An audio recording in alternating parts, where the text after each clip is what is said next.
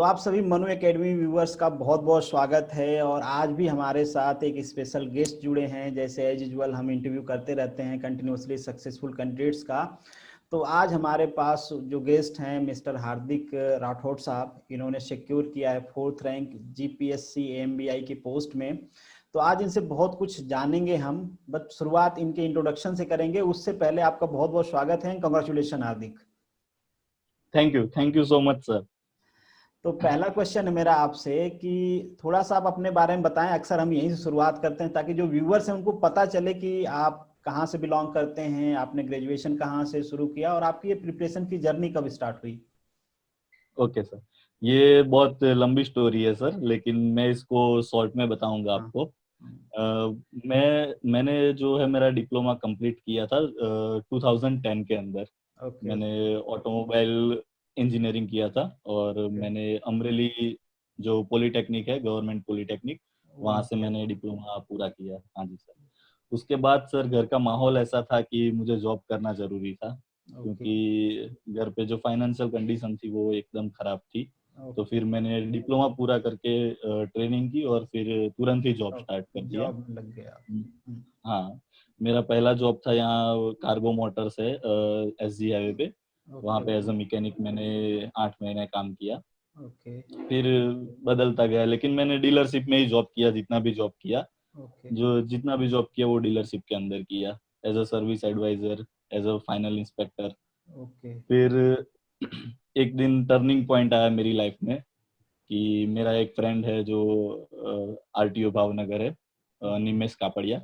Okay okay वो उसकी Honda city मेरे वहाँ सर्विस करने के लिए लाया, ओके जहाँ पे मैं होंडा में सर्विस एडवाइजर था वहाँ पे।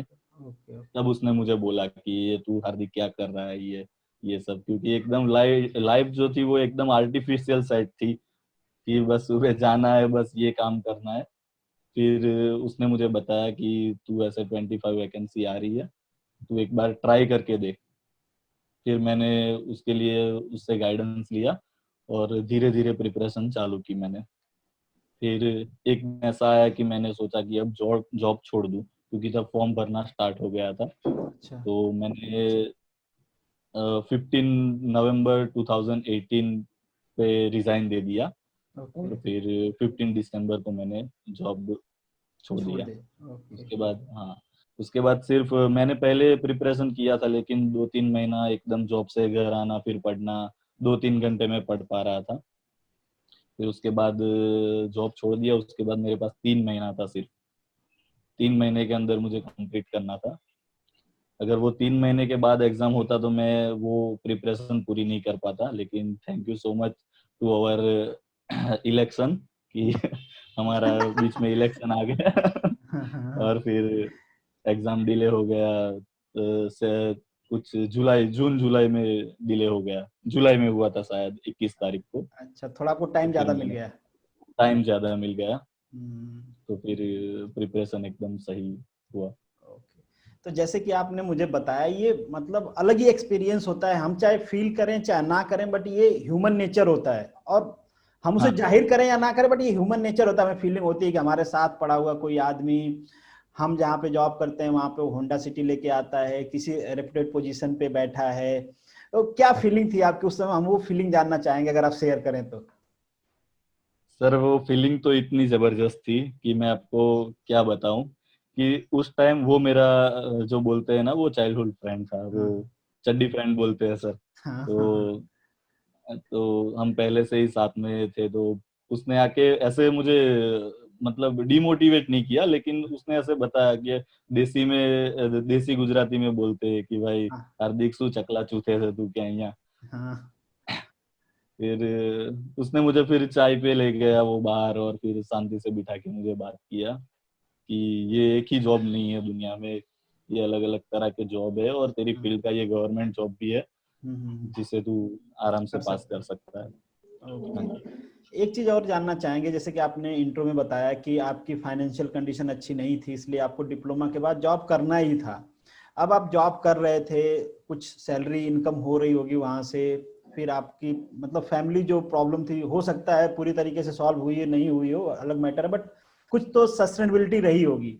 तो फिर उसके बाद जॉब छोड़ के ये डिसाइड करना कि मैं अब गवर्नमेंट की प्रिपरेशन करूंगा, शायद फैमिली का क्या रिएक्शन था, और ये जो साइकोलॉजिकल प्रेशर होता है कि आप जॉब छोड़ रहे हो, जॉब की प्रिपरेशन करने जा रहे हो, वहां पे अनसर्टेनिटी, जरूरी नहीं कि आप प्रिपरेशन करोगे तो आपका सिलेक्शन हो ही जाएगा, तो ये भी एक प्रेशर रहता है। तो आपका फैमिली सपोर्ट कितना था, आपकी साइकोलॉजी कैसे थी, मतलब कैसे इसको मैनेज कैसे करें, कैसे इतना हिम्मत जुटाएं कि हम जॉब छोड़ के प्रिपरेशन करेंगे? ओके।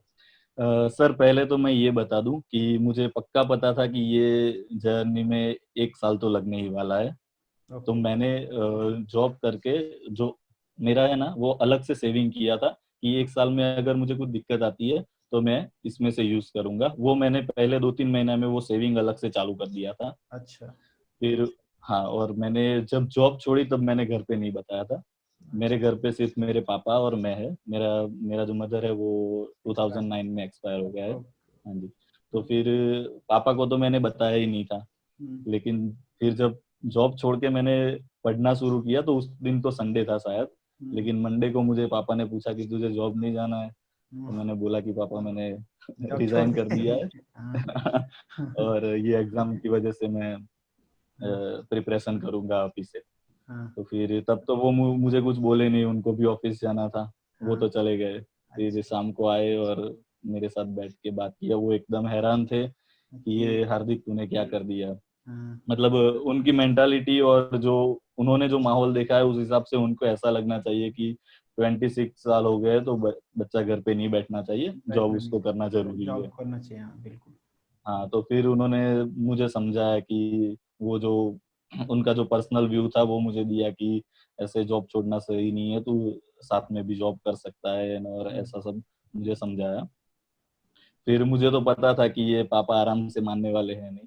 फिर अच्छा। मैंने उनको शांति से, हाँ, रोज रोज मैं धीरे धीरे उनको समझाता गया।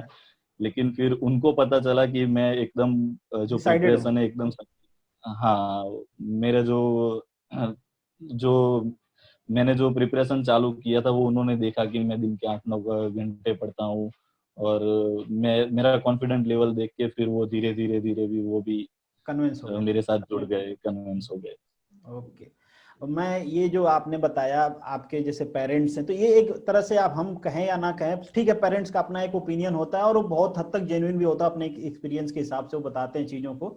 शायद हमें वो तब फील होता है जब हमारा सिलेक्शन नहीं होता, तो हमें लगता है कि शायद पापा सही थे। तो मैं एक चीज़ कहना चाहूँगा यहाँ पे, स्पेशली अगर कोई पेरेंट्स देख रहे हैं, तो कि जब आप इतना बोल्ड कोई स्टेप लेता है, तो उनको एक तरह से ना साइकोलॉजिकल सपोर्ट की जरूरत होती है। मैं ये नहीं कह रहा हूँ कि यहाँ पे हाँ जी। पेरेंट्स गलत होते हैं, बट पेरेंट्स का एक परसेप्शन होता है। बट आप ज्यादा बोल्ड तरीके से उस स्टेप को फॉलो कर सकते हो अगर फैमिली का फुल सपोर्ट हो आपके पास, फुल फ्लेजेड, मतलब सबको सेपरेटली कन्विंस नहीं करना हो तो अगर कोई पेरेंट्स मेरी वीडियो देख रहे हैं, तो जरूर, अगर आपको लगता है कि आपके सन के अंदर, आपका भाई है, कोई बहन बेटी कोई भी, अगर आपको लगता है कि वो कॉन्फिडेंट है, मेहनती हैं, सिंसियर है, तो आप उनका सपोर्ट जरूर करें बिना ऑब्स्टेकल क्रिएट किए हुए। ऑब्स्टेकल तो नहीं होता है, बट ठीक है, अगर साइकोलॉजिकल सपोर्ट पूरा रहता है तो बहुत अच्छी बात होती है। हार्दिक, हमारा नेक्स्ट क्वेश्चन है आपसे कि जैसे क्या होता है, मैक्सिमम लोगों की मेंटेलिटी है इन जनरल, बच्चों में जो भी एस्पिरेंट्स हैं, कि एक तो आपने जॉब छोड़ा, दूसरे आप प्रिपरेशन करने जा रहे हो, तो उसमें आपने कोचिंग नहीं लिया, क्योंकि एक मेंटेलिटी है कि बिना कोचिंग का शॉर्ट टाइम में या बिना डायरेक्शन का सिलेक्शन थोड़ा सा डिफिकल्ट माना जाता है। ऐसा नहीं कह सकते कि नहीं होता है, होता है, आप जैसे बहुत सारे एग्जांपल्स हैं। तो आपने, हमारी बात हुई थी तो आपने बताया आपने कोचिंग नहीं किया, तो आपने कोचिंग के बारे में क्यों नहीं सोचा? कैसे आपको लगा कि नहीं, सेल्फ स्टडीज ज्यादा अच्छी है, या फिर सेल्फ स्टडी से मेरा हो जाएगा? पहले तो सर मेरे पॉइंट ऑफ व्यू से तो सर मैं कोचिंग नहीं कर सकता, क्योंकि जो मेरा फाइनेंशियल कंडीशन था वो मैंने आपको पहले बताया कि जो मैंने जो पैसा सिक्योर किया था वो उससे मैं कोचिंग के लिए तो नहीं जा नहीं सकता खर्च था। कर सकता था, ओके। नहीं जा सकता था। और जितने भी जो मेरे फ्रेंड्स थे जो आरटीओ और एएमवीआई में सिलेक्ट हुए पहले, उन्होंने सभी ने मुझे बताया कि कोचिंग इतना हेल्पफुल नहीं रहेगा। ये जो एग्जाम्स है वो 2-3 बुक्स के अंदर से ही आते हैं, तो उसके अंदर ही हमको घूम घूम के वहीं पे आना है।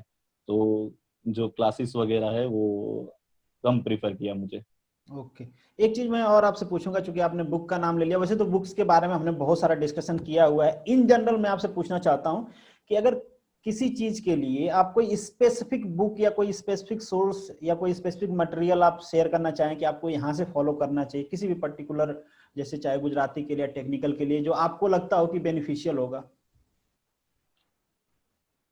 ओके सर, पहले तो मैं टेक्निकल के लिए बात करूँ सर, तो टेक्निकल के लिए तो सबको पता ही है कि mechanical engineering RS Kurmi, RK Jain, ये दोनों हाँ, बुक्स बहुत ही हेल्पफुल हेल्पफुल है। है। और दूसरा कि उसका रिवीजन ज्यादा से ज्यादा करना है। और उसके अलावा जो एक RK राजपूत मैकेनिकल इंजीनियरिंग का जो बुक है वो करना है। और सर अभी पहले जो था ना वो एकदम माहौल एग्जाम का अलग था, अभी जो कॉम्पिटिटिव एग्जाम का जो लेवल है इतना हाई हो चुका है कि पहले हम बोलते थे कि पहले हमको सजेशन भी मिलता था कि एग्जाम में क्या नहीं करना है वो हमको साइड साइड में कर देना है। अभी ऐसा कुछ नहीं है सर, हमको कुछ साइड में नहीं करना है, क्योंकि वो जो सब साइड पढ़ना में किया वो पेपर में आएगा। आएगा। हाँ, सब पढ़ना है, हाँ। सब पढ़ना तो कुछ छोड़ना नहीं है मेरे हिसाब से, सब करना है। और दूसरा कि जो गेट और जो ESE है वो एक दो बार तो कंप्लीट करना ही करना है। है। अच्छा, वो भी करना है, हाँ, और कंपलसरी है। कंपलसरी है। और जो गुजराती के लिए मैं बोलूंगा तो वो अक्षर पब्लिकेशन का जो गुजराती व्याकरण है वो, के अलावा जो है वोकेब के लिए मैं बता रहा हूँ, अच्छा अच्छा। जो 9th 10th 11th और 12th का जो गुजराती का जो टेक्स्ट बुक आता है उसके अंदर पीछे हर चैप्टर के पीछे समरी दिया हुआ होता है, ओके। वो वो करना है। अच्छा, ये आपसे पूछा गया था, ये स्पेसिफिक क्वेश्चन भी था कि क्या करें, गुजराती का जो वोकेबुलरी है या फिर और जो ग्रामर का पोर्शन है उसके MCQ कहाँ से प्रैक्टिस करें, तो अच्छा हुआ आपने बता दिया। एक चीज और जानना चाहेंगे ना कि एक प्रॉब्लम्स होती है स्टूडेंट्स को, अगर हम जैसे सेल्फ स्टडी कर रहे हैं तो ये जरूरी नहीं होता है कि हमारे सारे क्वेश्चंस बन ही जाएं। बहुत बार होता है कि हम किसी किसी क्वेश्चन में फंस जाते हैं, फंडामेंटल नहीं आ रहा है समझ में, बहुत बार जरूरत फील होती है कि कोई होता बताने वाला तो जल्दी हो जाता काम।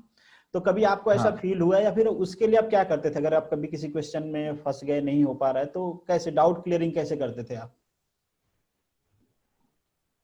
पहले तो सर जो भी क्वेश्चन ऐसा आता था हमारे सामने, मतलब कि हम जो रैंक 2 है कल्पराज सिंह झाला, वो भी मेरे फ्रेंड है, वो भी मेरे अच्छा सर्कल में है। अच्छा। तो ऐसे जो कोई भी क्वेश्चन आते थे तो हम तो डिस्कस करते थे, लेकिन जब वो फ्रेंड नहीं थे तब की मैं बात कर रहा हूँ। ऐसे क्वेश्चन को पहले तो हमें इंटरनेट पे सर्च करना है कि ऐसा कोई MCQ पर्टिकुलर है कि नहीं इंटरनेट पे। हम्म। और अगर कोई साइट पे दिया होता है तो नीचे रिव्यू पढ़ना है कि वो आंसर, सब लोग बताते हैं नीचे रिव्यू में कि ये आंसर गलत है कि सही है। गलत है, सही है, और क्या अगर करें? लास्ट, हाँ, और फिर थियोरिटिकल जाके देखना है, जैसे कि हमारा RS कुर्मी है वहां पे, उसके अंदर देखना है। और अगर कहीं पे आंसर नहीं मिलता है तो हम्म, हमको देखना है कि कौन सी बुक में उसका आंसर जो है वो दिया हुआ है, दिया हुआ जो है। मतलब सेम किसका, कितनी बुक का आंसर है, वही हमको एग्जाम के अंदर। हार्दिक, अब हमारा जो नेक्स्ट क्वेश्चन है ये भी जनरल क्वेश्चन ही है। बहुत बार क्या होता है कि फैमिली प्रेशर, जैसे कि आपने बताया कि फैमिली में थोड़ा सा कन्विंस करना पड़ा आपको, फादर को, उसके अलावा भी थोड़ा सा प्रेशर रहता है, कभी कभी सोशल प्रेशर भी आ जाता है, जैसे जो लोग रिलेटिव हैं वो लोग भी कहने लगते हैं कि अच्छी जॉब कर रहे हो, लोगों को जॉब नहीं मिलती, तुम छोड़ रहे हो, इस टाइप की चीजें भी होती हैं। तो एक सोशल प्रेशर भी होता है, कभी फैमिली प्रेशर भी होता है, तो इन सब चीजों को कैसे टैकल किया आपने और कैसे करना चाहिए अगर एस्पिरेंट्स के सामने ये सब प्रॉब्लम्स आती हैं तो? ओके सर, पहले तो मैं बताऊं तो जो सोशल प्रेशर है ना वो उसको सोशल ही रहने दीजिए। पहले तो आप सोशल जब प्रिपरेशन कर रहे हैं तो आपको सोशल लाइफ में पढ़ना ही नहीं है, अच्छा। पढ़ना ही नहीं है कि आपको अपने अंकल को भूल जाना है, मासी मौसा जो भी है सबको आपको भूल जाना है। पहले तो वो सब रिलेशन एक टाइम के लिए भूल जाना है, आपको सिर्फ प्रिपरेशन करना है। और अगर ऐसा कोई मोड आता है कि आपको अगर कोई अपना रिलेटिव आपको कुछ क्या कह रहा बोलते है, हैं, हाँ, कुछ कुछ पूछ कह रहे रहा हैं। है या हाँ हाँ कुछ पूछ रहा है और जॉब के रिलेटेड आपको ताना दे रहा है, हाँ। तो तभी आपको कुछ नहीं करना है, आपको शांति से सिर्फ उसको सुनना है।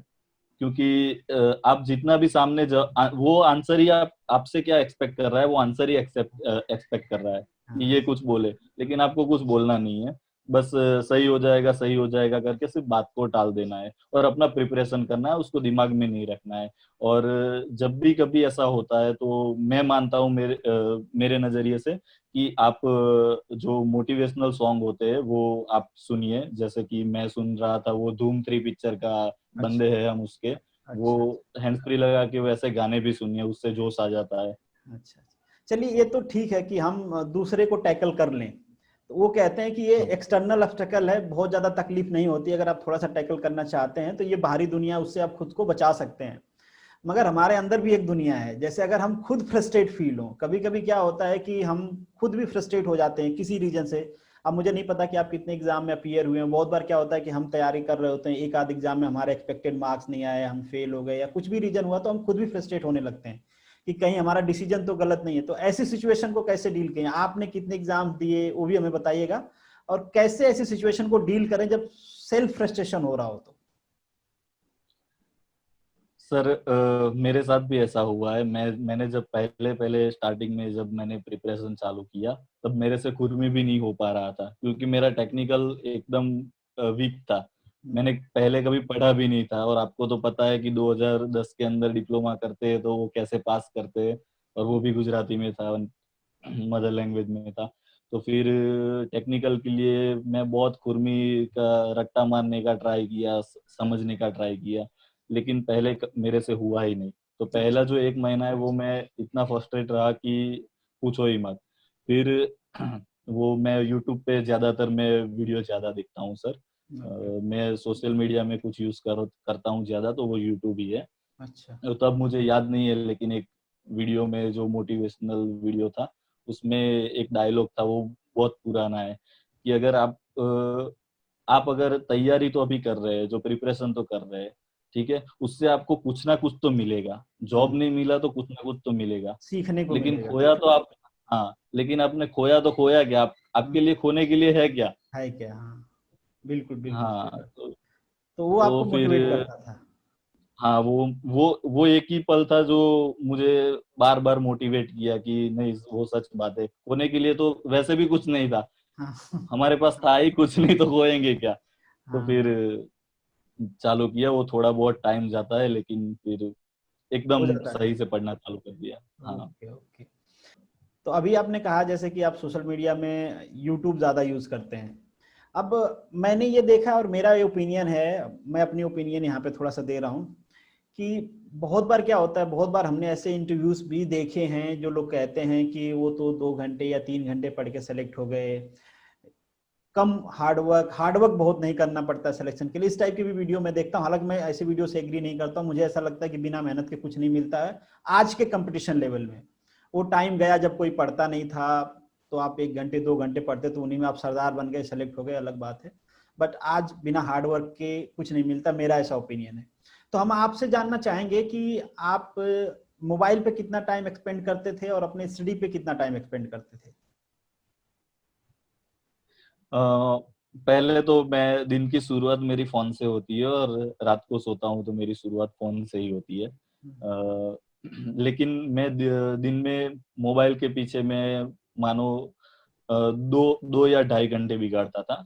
लेकिन उसमें जो मैं स्टडी के लिए जो भी सर्च करता था वो उसके अंदर काउंट हो गया 2 ढाई घंटे के अंदर। अच्छा, उसमें आप और जो स्टडी मैं, वाला चीजें करते थे कुछ।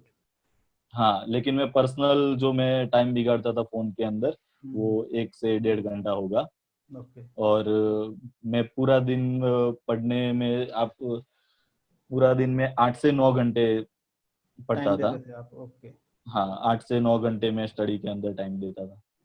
तो हार्दिक, जो नेक्स्ट क्वेश्चन है हमारा कि बहुत बार क्या होता है जब हम ऐसा डिसीजन लेते हैं प्रिपरेशन करने का, तो एक मन में फियर भी होता है। हम कह सकते हैं कि जो सेल्फ बिलीव होता है ना, हम कितना भी कह लें कि हमारा होगा ही होगा, बट बैक साइड में एक आवाज तो आती है कि अगर नहीं हुआ तो क्या। तो हम डिसाइड नहीं, बहुत सारे जो एस्पिरेंट्स हैं वो डिसाइड नहीं कर पाते हैं कि उनको जाना चाहिए कि नहीं प्रिपरेशन के लिए। और बहुत सारे ऐसे फ्रेश ग्रेजुएट भी हैं, आप तो जॉब छोड़ के गए हो, फ्रेश ग्रेजुएट हैं, वो भी नहीं समझ पाते कि उनको प्रिपरेशन करने जाना चाहिए और जॉब ढूंढना चाहिए। तो इस फियर को आपने कैसे ओवरकम किया कि आपको प्रिपरेशन करने जाना चाहिए जहां पे अनसर्टेनिटी है। सर, प्राइवेट जॉब मैंने जब स्टार्ट किया, तो प्राइवेट जॉब में मैंने आपको बताया, मैंने एज अ मैकेनिक जॉब चालू किया था, फिर धीरे धीरे मैं सर्विस एडवाइजर बना, फाइनल इंस्पेक्टर से। तो जो प्राइवेट जॉब के अंदर जो माहौल है, प्राइवेट जॉब के अंदर जो माहौल है, वो एक बार महसूस करना चाहिए सभी स्टूडेंट को, मैं ये अच्छा। मानता हूँ। अच्छा। हाँ, सभी स्टूडेंट को वो एक बार महसूस करना चाहिए कि प्राइवेट जॉब में आखिरकार है क्या, कि वो वहाँ कितने घंटे काम करना पड़ता है, कितने स्ट्रेस लेवल पे काम करना पड़ता है, और कैसे कैसे डील करने पड़ते हैं वहाँ पे। वो एक बार सभी स्टूडेंट को एक्सपीरियंस करना चाहिए। मैं मेरा बताऊं तो सर, मैं प्राइवेट जॉब की बात करूं तो पहले तो वहाँ पे कोई श्योरिटी नहीं है कि आप कितना लंबा टिक पाओगे। प्राइवेट जॉब के अंदर कोई भी श्योरिटी नहीं है, हाँ, आप जॉब कितना भी सिक्योरिटी नहीं है। रिस्पॉन्सिबल। हाँ, जॉब सिक्योरिटी नहीं है, भले ही आप कितनी रिस्पॉन्सिबिलिटी से काम करें, लेकिन जॉब सिक्योरिटी वहाँ पे नहीं है। तो मैं यही सब पॉइंट देख के मैंने फिर खुद में बिलीव किया कि मुझे यही प्रिपरेशन करना ही चाहिए और मुझे पास करना ही करना है। हाँ, मतलब एक चीज तो श्योर है कि अगर आप रिस्क नहीं लोगे, अगर आप स्टेप ही नहीं लोगे, तो फिर सक्सेस के बारे में तो बात ही नहीं कर सकते। एक कोट्स मुझे याद आ रहा है, कोट तो नहीं, बेसिकली जोक्स बनाया था, आपने भी शायद वो स्टोरी सुना होगा, कि जब रतन टाटा और मिस्त्री में प्रॉब्लम हुआ था और उनको निकाला गया था, तो ये बहुत शेयर होता था कि प्राइवेट जॉब चाहे कितनी भी बड़ी है, प्राइवेट ही होती है, कभी भी आपको निकाला जा सकता है, चाहे आप कितनी भी बड़ी पोजीशन पे हो। तो ये अनस्टेबिलिटी होती है प्राइवेट जॉब में, ये बिल्कुल सही किया कहा। आप, मैं मुस्कुरा रहा था जब आप बोल रहे थे ना, इसीलिए मुस्कुरा रहा था कि मुझे वो जोक याद आ रहा था कि लोग कहते हैं आप चाहे कितने भी बड़ी पोजीशन पे हो, प्राइवेट हो तो प्राइवेट ही हो, आप निकाले जाओगे कभी भी। तो हार्दिक, अब हम इंटरव्यू के लास्ट में बढ़ते हैं, और एज यूजुअल सभी लोगों से मैं यही क्वेश्चन पूछता हूं, क्योंकि सबका अपना अपना एक्सपीरियंस होता है, सभी की अपने अपने एडवाइस होती है, सबका अपना व्यू होता है। और आपको चूंकि प्राइवेट जॉब का एक्सपीरियंस भी है, अभी आपने एक अच्छी रैंक भी सिक्योर किया हुआ है, तो आप अपने हिसाब से, अपने एक्सपीरियंस के हिसाब से, जो एस्पिरेंट्स हैं, जो लोग हमें देख रहे हैं, अगर उनको कुछ एडवाइस देना चाहें तो मोस्ट वेलकम।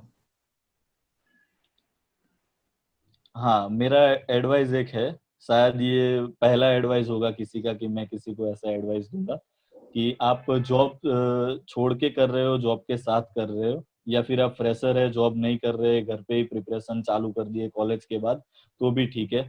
लेकिन अगर आपने एक बार मन बनाया है कि आपको ये एग्जाम के अंदर आपको ये एग्जाम का प्रिपरेशन करना है, तो सिर्फ और सिर्फ उसके बाद आपको पढ़ना है। अगर आपको चेयर पे अच्छा लगता है तो चेयर पे पढ़ना है, अगर आपको बेड पे अच्छा लगता है तो बेड पे पढ़ना है, अगर आपको लेटे लेटे भी अच्छा लगता है तो आपको लेटे लेटे पढ़ना है। सिर्फ पढ़ना है, दूसरा कुछ नहीं करना है। और एक एग्जाम्पल के तौर पे लेना है कि अगर आप प्रिपरेशन कर रहे हैं, तो एकदम सटीक प्रिपरेशन करने के लिए शायद से ही गुजरात के अंदर 1,000 स्टूडेंट होंगे जो एकदम सही दौड़ रहे हैं रेस के अंदर। ये एकदम तो बिल्कुल सही आप, बात कहा आपने।